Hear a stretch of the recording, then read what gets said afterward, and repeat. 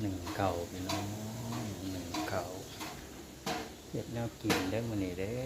ตำบักหุ่งหนึ่งเข่าสายเข่า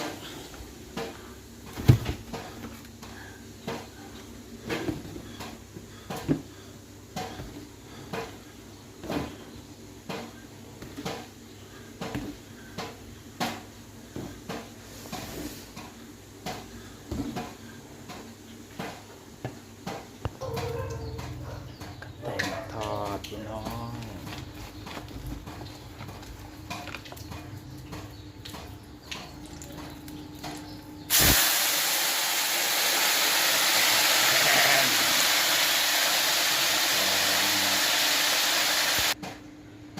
ทอดแล้วได้รสดีเล็กน้อยพี่น้องเด้อดีโหยเล็กน้อย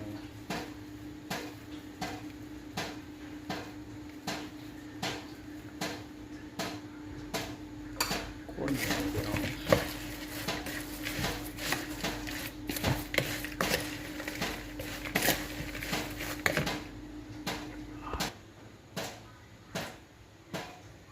ตำบักหุ่งผัด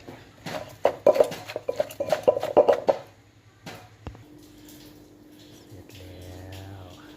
ตำบักหุ่งทอดตะกาแตนซ้ำนี่กับพ่อเนาะพี่น้องเนาะวันนี้เนาะ